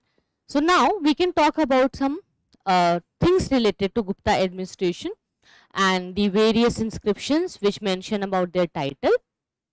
This is again important for prelims, which you can write. Like various inscriptions are there. They mention about the Gupta kings title which they assumed, like Param Bhattaraka, Maharaj Dhiraj, Parmeshwara, Samrat and Chakravarti. Chakravarti means like the ruler of all the sides, all the directions. Fine. Please write the name of these titles also. It's important for prelims.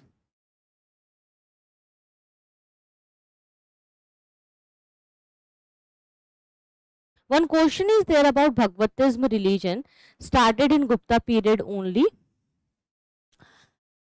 Bhagavatism or Vaishnavism, can you clearly tell me which one are you writing? Because you may have a confusion between Vaishnavism, Shaktism, and sometimes I see that students like you and many other students, they have a problem that they don't understand the difference between a religion and a cult. There is a difference. It is, Bhagavatism is not a new religion. It was a sect. It was a new tradition. It was a new culture.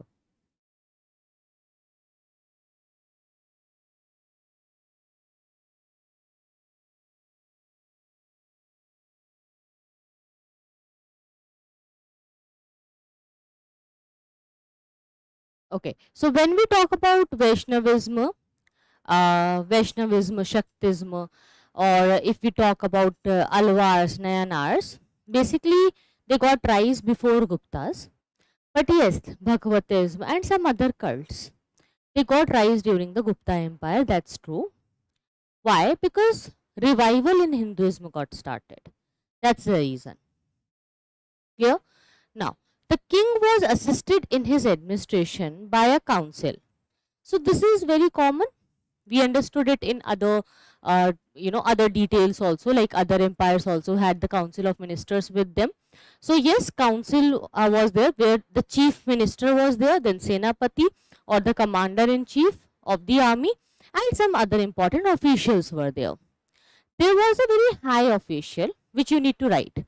The name is Sandhi Vigraha. Okay, so Sandhi karwane wala. He was the diplomatic leader. Okay, the foreign minister. So most probably he was the minister of foreign affairs. Minister of foreign affairs. Who is minister of foreign affairs? Sandhi Vigraha. Then Kumar Matyas and Ayuktas were there, means the bureaucrats basically, or the civil servants, government officials. So yes, Kumar Amatyas and Ayuktas, the king maintained a close contact with these provincial administrators. So yes, it was done through them. So if you remember the word Amatya, which comes from Mauryan Empire, right? So we had Amatyas during the Mauryan period. So here it is known as Kumar Amatyas or Ayuktas. So these officers were there to keep the administration intact. Now, if we talk about the Gupta administration in detail, they divided the empire into small units. Like today, the country is divided into states, then states are divided into districts, districts are divided into blocks, blocks are divided into villages, then villages are divided into wards, right? In every ward you have a panch, then you have a sarpanch, then you have a block commissioner, then you have a Zilla Parshad, then you get to see a state chief minister, then prime minister, right? Like this we have the hierarchy. So there also in the Gupta period they had the division. So Bhuktis were there. Bhukti means provinces in the Gupta Empire, means a state. Okay, so Bhukti, they were subdivided into Vishyas, means district. Okay, so in districts they had Vishyapati. Okay, and in Bhukti they had Bhogpati. You can write if you want, Bhogpati. Okay, then some provincial governors were there who were known as Uparikas, and Uparikas were mostly chosen from the princes. Then Nagar Shreshthis were there, means Nagar officers, like we have municipal corporations today. So they had Nagar Shreshthis. So the officer was known as Nagar Shreshthi, who had the responsibility of looking after the city administration. The villages in the district were under the control of a gramika. Okay, so district administration and the villages means villages under the district administration. Village means gram. So gram had the officer known as gramika. So from the word gram you can understand gramikas. Okay, then Fahian also wrote about these things. So he said that I appreciate the efficiency of Guptas. He was very happy with the administration. He saw that people are very happily living. There was no restriction on people's movement. People had a liberal life. They enjoyed their personal freedom and movement, their individual life, their right to life. Punishments were not very severe. Fine was imposed. Yes, it was a common punishment, but there was no spy system, according to Fahian. But I told you that when we read about any foreign traveler's account, we really don't trust them completely. Like 100% you can't believe on them. Why? Because it's very much like I told you. For example, like on YouTube, let's say a foreigner who visited India, and if he's trying the Indian dishes or if he's trying to see the Indian city, so you must be able to see that sometimes in their videos they say that I am in India, guys, I can see this here, there is this much of garbage here, there is this much of good area here, this pollution is here, people are having these kind of dishes, they are wearing these clothes. Sometimes they give you details which are very illogical. Why? Because they have their own perspective, their own cultural perspective, or their own culture, their own cultural mindset, and they have never lived in the country, or they lived for a very less time. So in those few years they might not understand the reality or the secret activities, but they try to write it and they try to talk about it in a very confidence or in a very confident way that it looks like it is right. So in his account he wrote that there was no spy system, but we can't really trust on this completely. Fine. Roads were kept safe, of course, for travelers, and there was no fear of thief, and people were generally prosperous, and the crimes were negligible according to Fahan. So we can't say that it was so good that there was no theft, there was no robbery at all, but we can say that at least wherever Fahan went and he stayed, maybe he never saw this, so he never used to write it. Okay, he discussed it in a very liberal way because he himself never got these kind of attacks or these informations in his life, so he wrote in a very generous way. But it's never possible in a society that you have such a less crime.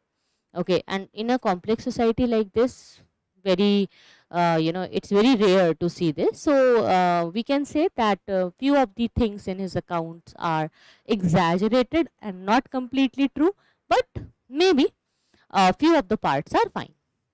Now if we talk about the social life, okay, Guptas, just two more topics are remaining, after which I will end the session. Don't get impatient, guys. You need to complete the topic, and we have already enjoyed a very long gap of Diwali, so we need to complete the course very soon. Fine. So social life, if we say, so of course complex social life was there, caste system was there, sati system was there, superstitious in the society was there, elaborated rituals came up. Then somehow people understood that they need a very simple way of life, simple way of religious understanding. So yes, these things came. Right, Harshal, exactly. Biased influencers, we call them. Sometimes they are biased. So yes, we can say that Fahian was also sometimes biased in his opinion. Fine. So let's talk about social life. Yes, caste system, of course, was there. It became rigid. I told you why it became rigid. Can you tell me the answer?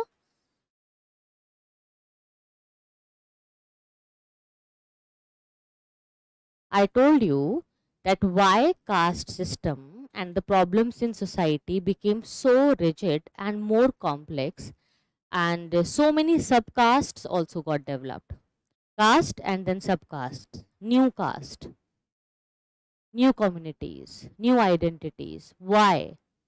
Why this rigidity was increased in the Gupta period?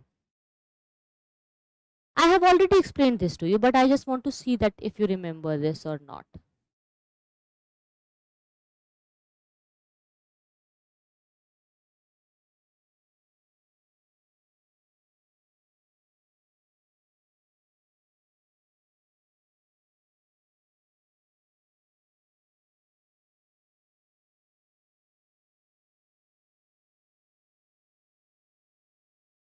It was just because we had so many invaders and new people coming in India.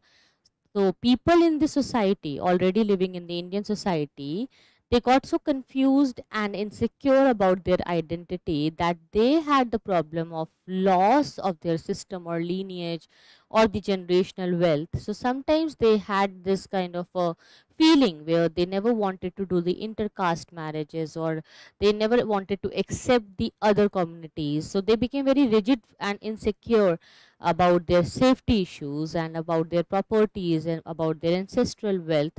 So they wanted to follow and sustain their own culture, their own wealth, their own language. So they had preference with their own communities, and to see the community living in a more intact way, and to clarify it that it is not getting mixed with anyone else, they just kept different kind of surnames.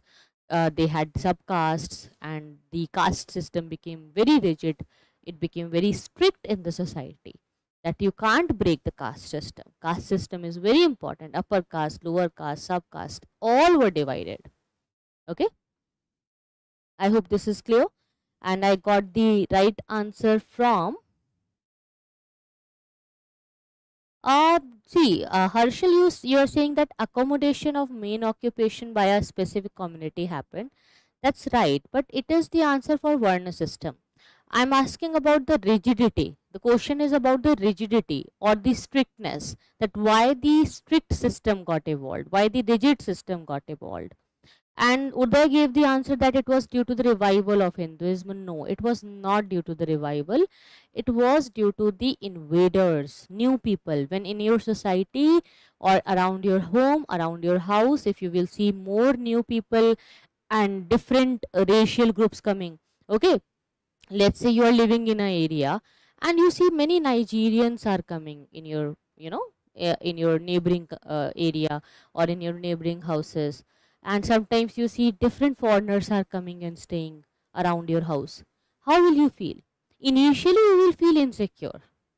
You would like to have a different way of identifying you and your community and people like you, and you have a different set of rules and differences and justifications for other communities. Okay, maybe it will be very negative initially, because initially, as I told you, that the human mind is negative. Before thinking positive or right, you will think negative only, because the fear and hunger only increases in life, and it's just because genetically we are modified like this, guys, because we were hunters and gatherers. No, so we lived a very insecure life for a very long period. If you remember, the Paleolithic age, which we discussed, had the 99% of the human history. So for the 99% of the human history, we did the hunting and gathering. We had a very insecure life. We had a very negative life where we faced safety issues, survival issues on day-to-day basis. How will we live? What will I eat? What will I drink? How will I protect myself from that animal? So this mindset was always there. So in the human brain, the way it is evolved, we still have those insecurities and negativity. Like if a blast sound will come, come to you, or if you'll hear something like that, the first thing which you will feel inside your body will be the fear. If you'll hear a blast, even if it is a blast of a celebration, you might not get happy. Maybe you may get happy and you laugh later after knowing that okay, it was a sound of a rocket or something. But for the very first instinct, the first feeling which you will get will be a negative feeling, a fearful feeling, that you will be shocked. You will be horrified that okay, how the sound is coming, I need to protect myself. This kind of feeling is there, which is inbuilt in the human brain. That's why it became very rigid in the society, because we became very fearful. Okay, and then as people became fearful, when people are more fearful, they become more religious. It happens. Do you see, I have seen myself that in my childhood sometimes I used to question religion. I used to ask questions. I used to be very curious that maybe I don't believe in God sometimes, and maybe I should think that why we worship and what is God. Okay, these kind of questions were there. But when rigidities in life increases, when you see the reality of people and so many faces, and when so many problems come, then you believe in everything. You start believing in superstitious things also. Have you ever experienced it in your life that you become sometimes superstitious, that even those small things, or some energy related talks, they also influence your mind, and then you don't ask questions, you just follow things because you become religious. And then at a at more later stage, with a more mature life, you will feel that you may become more spiritual. The spirituality and religious feelings will only increase. Why? Because the insecurity, the problems, the fear, the hunger, the sorrow, the complexity is increasing in your life. And to get the solution, you may have the path of religion, and that will be only in front of you because you don't have any other solution. So ultimately you will follow it, and then the blind trust will come to the god. So it happens, right? So that's why people at that time, when they saw so really problems and so much of complexities in the society, they saw that okay, religion is important. And then Brahmins occupied the top ladder of the society. So Brahmins got enormous gifts. Okay, they got enormous gifts, and rulers especially, to legitimize their position, to increase their wealth more, to increase their power more. And so many wealthy people, businessmen, they used to give liberal donations to Brahman.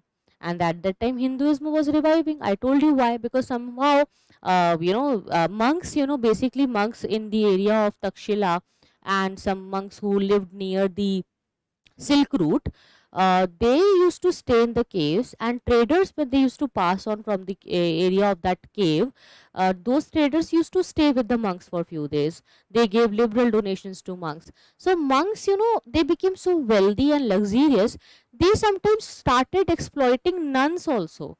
Nuns means female who used to be there with in a, with them in the caves. Some they started exploiting them. They started having physical relations, sexual relations with them, which was illegitimate and wrong at that time. So when these people came in front of the society, so people became very shocked and furious that these monks who used to talk about non-violence, spirituality, chaste life, brahmacharya, are now practicing these sexual activities, are having these kind of things, are suffering from these kind of diseases which are sexually transmitted. So when these things became open in the society, when people understood that these monks are having so luxurious life, they have so much of wealth, we should not give donations to them, they are already very rich, then people started coming back to Hinduism. Okay, so it doesn't mean that Buddhism and Jainism became bad. No, followers misinterpreted it. Followers misinterpreted it, and only few of the people, they misused the resources in the bad way, and because of that misuse, the decline started. Okay, it is always said that only a single dirty fish is enough to make the entire lake unhygienic. It can spoil the water of the entire lake, it can spoil everything. एक गंदी मछली पूरे तालाब को गंदा कर सकती है. So few dirty fishes were there, and they started making the entire lake very sink, and ultimately the decline of Buddhism and Jainism started. So when people came back to these Hindu rulers, Hinduism, Brahmanism, then the development and more expansion of Vaishnavism, Shaivism, Shaktism, new cults came, and then you will see new gurus will be there. Ramdas, Ramanuj, and then Kalidas, Guru Gobind, so many new gurus, Mirabai, and different scholars will be there. The practice of untouchability was also there. In the Gupta period, it had slowly begun, and Fahayan writes about it. He mentions that Chandals were there. So Chandals, they were segregated from the society. Chandals used to live outside the village area where body is burnt, जहाँ पे कर्म क्रिया करते ना. So they used to live. They used to wear the clothes which are taken away from the dead bodies after the death rituals. So they used to wear those clothes, they used to eat those food. Sometimes it is said that they used to eat flesh also, because they were hungry, always poor, always hungry, so they used to eat whatever they used to get. As they lived in a very unhygienic condition, so whenever they used to enter in the village area, they had to make a sound. They used to beat the drum that Chandal is coming, and go aside and uh, keep the road clean, stay away from the road, because Chandal is coming. So whenever they had to enter in the village area, and it was only allowed in a certain part of the day, that they could not move any time, they could not enter in the village in any time. No, there was a certain time period given to them, that okay, in this time, maybe in the afternoon time, people are sleeping and they are resting in their house, so you can come and do your work, whatever you want to do. If you need to take something, if there is so much of emergency, and if you will enter, try to make a big sound, beat a drum or something, so that people will go back and enter in their house. Even if they are roaming in the road, nobody will roam. Why? It is not just to follow the untouchability, it was also to follow the hygiene, because so many diseases were also spreaded because of this. See, if let's say, if I am a very unhygienic person, if I am not taking bath properly and regularly, and if I am suffering from unhygienic skin issues or diseases, you will never be, you will never like to sit with me. Okay, you will always try to maintain a distance with a person who is suffering from these diseases, or who is always stinking, or having a bad odor, or having a some kind of bodily diseases. Okay, sometimes it is very contagious also, it can be spreaded very quickly. So it was not just about untouchability, it was also about a public hygiene. Okay, but Fahian and many of the foreign travelers could not understand the reality. They just used to write whatever they used to see. Okay, why? Bad influencers, you can say.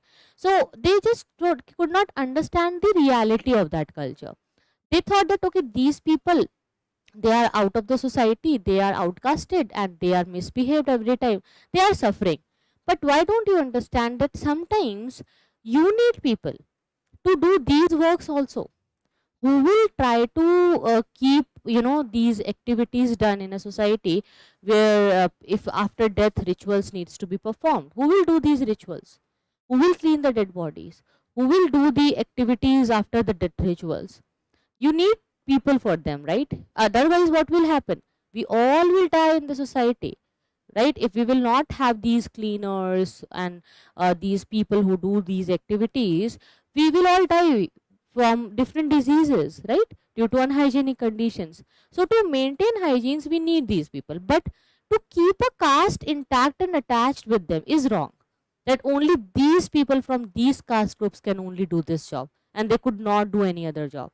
It was wrong, that it was imposed on them by birth. That imposition is wrong. If they are doing it by their own wish, maybe they don't know how to do any other work, they don't have any other skill, they could not acquire any other knowledge, and they have no other way to survive in the life, so they are doing it, that okay, let's do it only, and by doing it we will be fine. Even if you will go to and read about the people who are working in the Manikarnika Ghat, they are so rich. Why? Because their caste since ages is practicing this thing of burning the dead bodies, separating ashes, cleaning it, doing things for all those things. They charge very high. Okay, so you can only realize it that they have acquired this skill and profession, and they can only do it. And now they're so rich because they know that after the after the death of a person, nobody else can do these rituals. People need them, society needs them. Now they understand in this modern society that they, if they will ask for this much of money, they will get it, because they know that nobody will do their job. Nobody could enter in that area. Now they have their area also, which is demarcated under them. So sometimes these foreign travelers, like Fahan used to write about Chandals, they knew very less about the reality. When we talk about the position of women, yes, it became miserable. I told you why. Okay, I told you clearly that matrimonial alliances, dowry system and other things were going on. They were prohibited from studying the religious text like Puranas and other things, but later they got the permission to read Puranas. Like in the later Gupta period, you will see, especially in the Bhakti movement. In the Bhakti age, women will get more security and empowerment in the society. Okay, Bhakti age had many, or the Bhakti revolution in India had many good results and influences, which we will see later. Then the practice of Swamvar was given up. Why? See, if you are doing matrimonial alliance, of course, if kings are following it, common people will also follow it.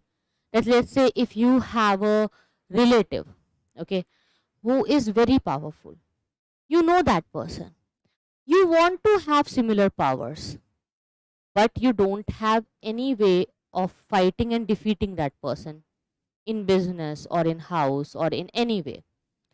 The best way is to manage it with a matrimonial alliance. Now you will decide to have the matrimonial alliance. Maybe that person can also like it, but it can only be done if the groom and bride are ready, right? Why will the bride ready? See, groom may get ready very easily because male have their own different levels of understanding, gaining the maturity and biological needs, of course, and they have more exposure in life, so they are not much suppressed mentally that you should not like this, you should not want it, you should not talk about pleasure. Okay, they could talk, boys and males, they could talk about pleasure and things like that, but girls and females, they were always suppressed and stopped about talking and discussing these things, so that she is not much exposed in the society. Now if she is not having any experience, of course she is the one who is needed more, right? In this alliance also, in this matrimonial alliance also, and even to fulfill this alliance, to keep it intact, who is more important, bride or groom? Bride is more important, because imagine you do a matrimonial alliance and the bride, after going to the house, makes an affair or runs away with any other boy or runs away with any other guy. Will that matrimonial alliance survive? No. In that situation, the problem will increase more. Maybe the matrimonial alliance can lead to more wars in this situation. Now to stop it, to control it, what they will do? They will control the mind of the woman. That once she is married, she will not break the trust, because there is a matrimonial alliance which happened due to her. On her shoulders it is done. On her shoulders so many responsibilities are laid. If she will after marriage do something wrong, like doing some affair or doing something else like that, it will be a problem for the entire family and can bring the misfortune for the entire dynasty. So ultimately it was very important for the bride to follow these rules and customs more than the groom. So even if groom gets married again or brings more wives, that will be fine, could be accepted, but will not be accepted by the bride if she does the same, right? Because we started not seeing things at the individual level, but taking things in a level of a gender issue, that okay, if this gender is preferred more, it should get more powers and things. So yes, this social life for the women declined, and Manusmriti suggested the early marriage for the girl, because it was very easy to make a girl understand at a very young age. If she is a girl, small child, small girl, so if if her parents will ask her to get married and go away and leave the house and follow these rituals, she will not ask much questions, because she is so small, she is so dependent on everyone, she might not understand what is happening with her. So it was best to get her married at an early stage. That's why so many child marriages happened in India. That's why the development of child marriage was high. If we talk about religion, of course, Brahmanism, it get the supreme control. It was, it was gaining a lot of revival. So it got revival. And Vaishnavism, Shaivism also, with these two branches, Brahmanism was getting high. It was at its peak and it was increasing. Most of the Gupta kings were Vaishnavites. This point you need to write. Mention in the exam. In all your answers, you can write it that Gupta kings were Vaishnavites and they performed Ashwamedh Yagya. Purans were composed during this period. Brahmanism progress was there, but Fahyan said that neglect of Buddhism happened, decline happened, and I told you why. So I'll not repeat the point. You know that why he wrote this, because he saw that more patronage to Hinduism is happening, and it is given to them more. Buddhist scholars like Vasubandhu got the patronage by the Gupta king. Which Gupta king gave the patronage to Vasubandhu? Can you tell me in the comments? I explained this to you in today's class itself. I hope you remember. When I was telling you about the tolerance, that they used to follow Hindu religion or Vaishnavism, but they still gave patronage to Buddhism also. Tolerance was there. So which king gave patronage to Vasubandhu? Who will give me the right answer?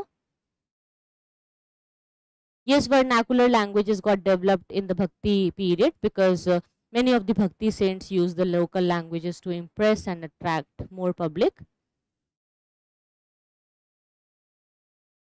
Uday is asking, after all this rubbish, how the Gupta period became so golden, why it is known as the golden period. See, I'll tell you a small concept. You are reading what? You are reading general studies. First of all, the problem with these new aspirants I see, you don't understand the topic. You just read it and try to finish the syllabus. You don't have the understanding that what you are studying.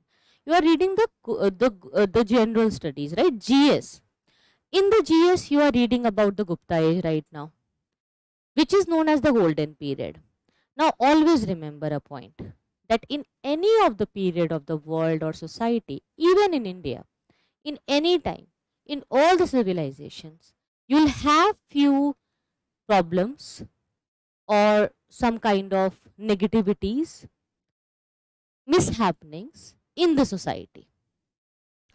Sometimes it is against a caste, sometimes it is against a woman, sometimes it is against a racial group, sometimes it is against the blacks, sometimes it is against few of the communities like Jews. Sometimes in history we have problems against a particular section of society or a group. Sometimes it is against animals. So it may be against anything. There is no, perfect society.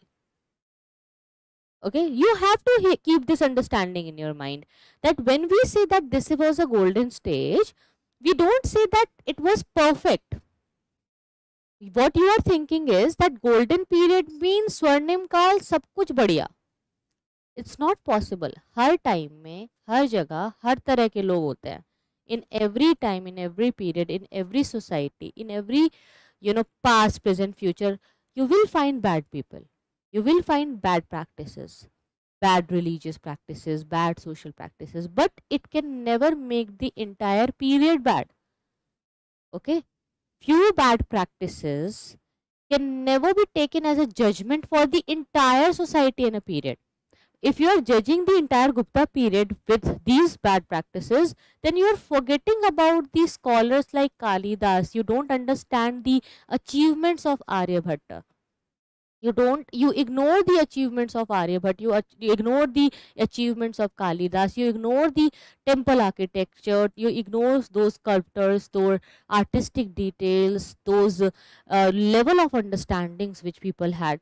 Could you just imagine how long it was to stay at a place in a foreign country, read a new language, learn it, and then translate the entire manuscript and take it away to your own country, like 500? So much of patience was needed. Can you imagine that much of patience was there? That kind of, level of tolerance was there. Today we don't have that much of tolerance in the society, right? We are in a modern age, but we have less tolerance. We have less patience. We have more anxiety issues. We have more depressing tendencies in the society. So try to understand that when we call it a golden age, or if I say that the period of Akbar was the golden period of Mughal times, I don't say that, it doesn't mean that it was the best time and it was all perfect. No, nothing can be perfect. Problems will always be there. but advantages were more. Disadvantages and bad situations were there. Few bad situations will always be there in today's society also. Like, we have the longest written constitution of the world. We are the biggest democracy of the world. But don't we have problems in our democracy? Yes, we have. It's true. But it doesn't mean that we are a bad country. Fine. So it is like having all the things at your place, and all round development was there. People had a great life. The quality of life, the standard of life was good. Overall situation was fine. But few bad practices were also there, which is okay, which happens everywhere. Even today we have bad practices in the society, right? In the greatest developed country, you will find bad practices happening. There are racial discriminations going on. In Western countries, they have other situations and problems. Sometimes terrorism, sometimes some other issue. Fine. So problems will always be there. We need to compare that if we have more problems or if we have more achievements. So Gupta period had lesser problems and more achievements, bigger achievements. That's why it is the golden period. Okay. I hope you got the point. So comparatively, we are saying that it was the golden period because achievements and developments were high. Okay. And problems can always be there. Nobody can be perfect and no society can become perfect. Fine. That's why. Now, Vasubandhu was patronized by Samudragupta. Who gave the first answer? I can see Veer Kumar. Well done, Veer Kumar. Yes. So, Veer Kumar gave the right answer, that he was patronized by Samudragupta. Arvind, also you are right. Harshal, you gave the wrong answer. Samudragupta, Chandragupta II you have written, that's wrong. Okay. So Samudragupta gave patronage to Vasubandhu. Remember, in the western and southern India, Jainism flourished. Okay. And the Great Jain Council was held at Vallabhi during this period, and Jain canon of the Shwetambaras were written. So this is very important. I have already explained this to you, so I don't need to repeat. Let me know if you remember, because I have discussed Jainism with you. We have less time today, so I need to complete the topic quickly. If we talk about the art and culture, guys, Gupta period witnessed good art. Okay, I told you that temple architecture got started. That's why we call it the golden period. It was the period of Renaissance in India, which came in the world during 14th century, which is in the world history or the European history, comes in 14th century, was achieved in India during the 3rd and 4th century. So we were 1000 years ahead of Europeans. Temple style was great. The Nagar style, the Dravidian style, so many of art, they got evolved. Okay. Because these most of the architectures, they developed in the more detailed art. Okay, so this period had been lost, most of the architectures. Why? Because of the invasions, attacks. Hunas, actually they broke many of the architectures, and later you will see that when Islamic invasion come, so many temples will be destroyed. The temple at Deoghar, which is near Jhansi, is a very great example. The temple at Deoghar and the sculptures in the temple of Garhwaz, which is near Allahabad, okay, they are also very, very important example. There was no influence of Gandhar style, means there is no influence of Greek style. Greek style of influence is not there in the Guptas. This is important, it can come in your exam. They may ask you that do we see any influence of Gandhar style in the Gupta art? The answer is no. Please remember this, very, very important. These small details only kill your marks.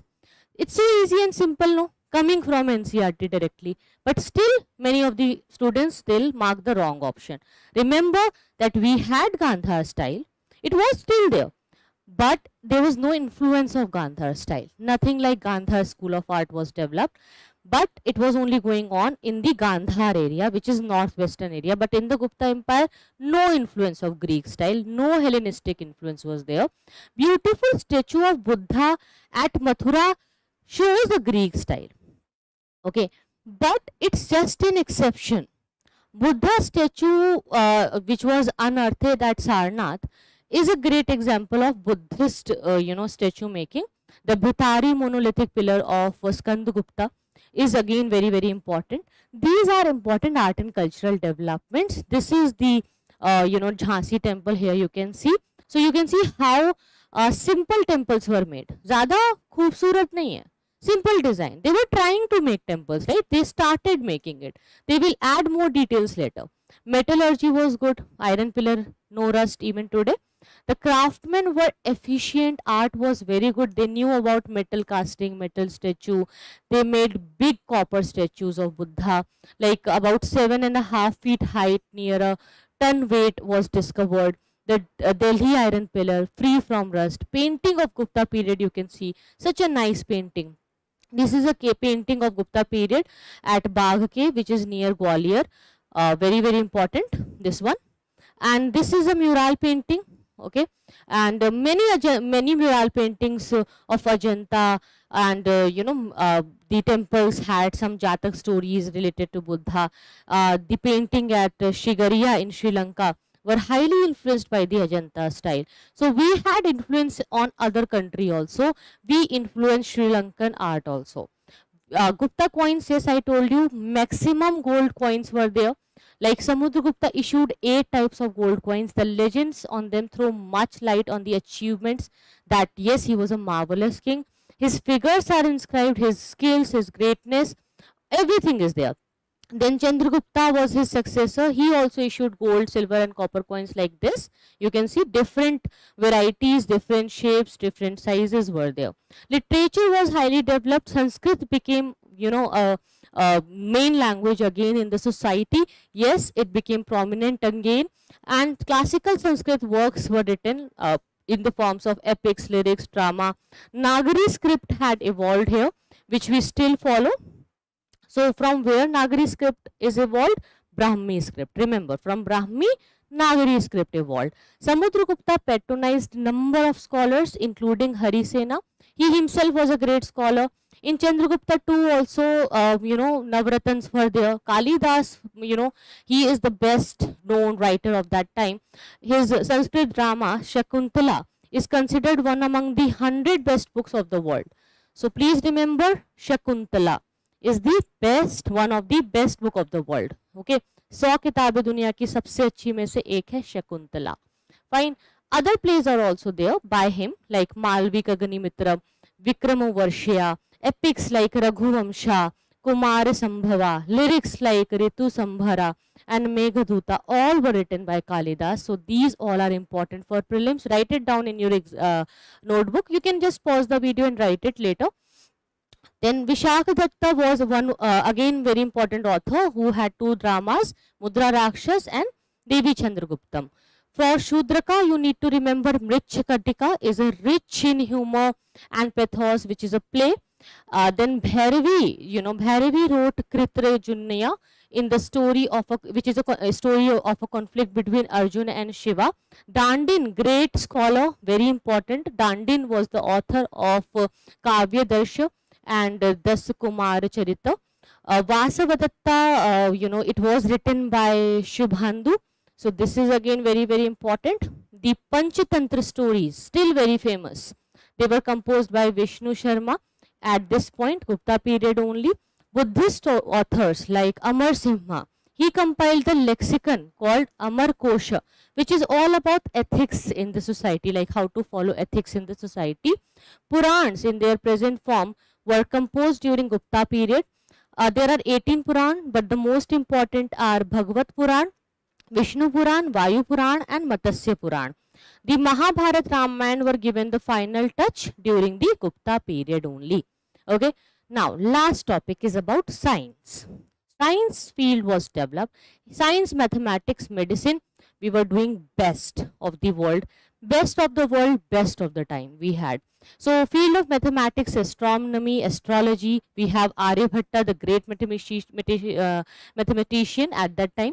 And he was also the astronomer. He wrote a book known as Aryabhatiya in 499 AD. Remember this. And try to write it in your answer also. It will increase your marks basically. So it deals with mathematics and astronomy. It explains scientifically the occurrence of solar and lunar eclipse, Aryabhatta was the first to declare that Earth was spherical in shape and that it rotates on its own axis, like Earth rotates on its own axis. It was given by Aryabhatta. Then we have Varaha Mihra, who composed Panch Siddhantika, the 5 astronomical system. Brihad Smita, basically, it is a great work by Varaha Mihra. So in Brihad Smita, it is a Sanskrit literature which deals with a variety of subjects, like it has astronomy, astrology, geography, architecture, weather, animal, marriage, omens, all the types of things are there. So it's like a all in one book which he composed and gave so many details. And he had one more book which is the standard work on astrology. Remember the name, which is Brihajataka or Brihajataka. This is for prelims. Okay, pause the video and write it down later in your notebook. Okay, now next is the field of medicine. Yes, Vagbhat was the last of the great medical trio of ancient India. So we had Vagbhat. He was the author of Samagra, summary of 8 branches of medicine basically. So of course he was great, and then the second one was Charak and third one was Sushrut. So Charak, he wrote Charak Samhita, Sushrut wrote Sushrut Samhita. So Charak was the book on medicine, Sushrut was the book on surgery. So these two great scholars were there who lived before the Gupta age, but their works made the Gupta age the golden age because we achieved great development in science, mathematics, medicine due to these scholars, right? So we have completed the discussion on the Gupta Empire today. I hope you understood all. And if you have any doubts, please let me know in the comment box. Yes, Sushrut was also there, but he lived before Gupta Empire. But his works were, executed during the Gupta period. No, execution is more important than writing. Just by writing something, you won't achieve every point. Clear? Yes, there is a question that Gandhar art, Mathura art, Amravati art developed and they were continuing in the Gupta period also. Yes, they were continuing.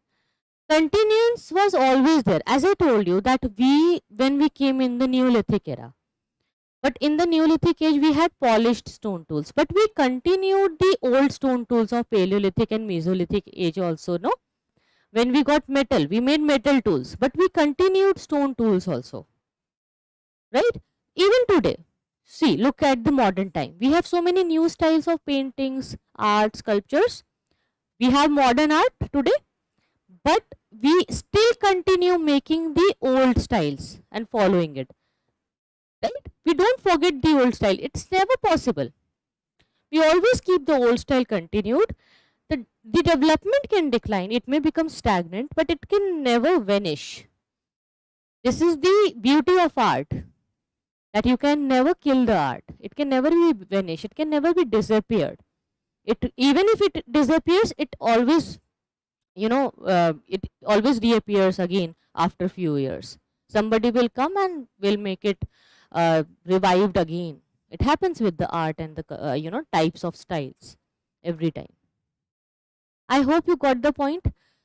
And Harshal, yes, that's right. Okay, so I can end the session now. Fine. So I'll see you guys again tomorrow. Tomorrow we will discuss a very important topic, which is very, very important for your mains. And it will give you some details of the medieval India, because now the next two lectures are important to understand the transitional period of ancient history, like between the ancient history and medieval history. So the time period which was between these two periods is important. It's a transitional period, and there you need to discuss the post-Gupta period and Harshvardhan. So post-Gupta and Harshvardhan, these two topics are very important. So tomorrow we will discuss post-Gupta. So I'll see you guys again tomorrow at 9 o'clock. You need to share it more, guys. I need to see more engagement in the class. Like the video, share it with all your friends in all social medias, whatever you use, wherever you can share it. Try to share and like and comment it, And if you have any questions, even if you're watching the recordings later, try to put the comments and questions. I'll try to answer it later whenever I get the time. And about the answers, I have checked few answers today. I saw that in your answer you have a very surface level of understanding. You are writing without reading. That's a problem. To become a good writer, you need to be a very good reader first. And to become a good speaker, you need to be a good listener first. So what you guys are doing in your answers, generally I have seen that many of you just wrote the answer without studying the topic from the book or without revising it. Like you wrote whatever you knew. So it's good that 60% of students, they don't even try to write. So at least you are on a next level, better level than them. It's very nice that you tried, you started.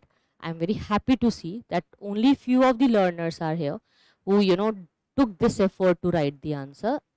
Very nice, good to go, but improve it. And before writing the answer, it will be better that if you could read the content from the book itself or read it from somewhere, and to have a good knowledge of the topic, and then write your answer, so that it comes in your practice of writing the right things and details.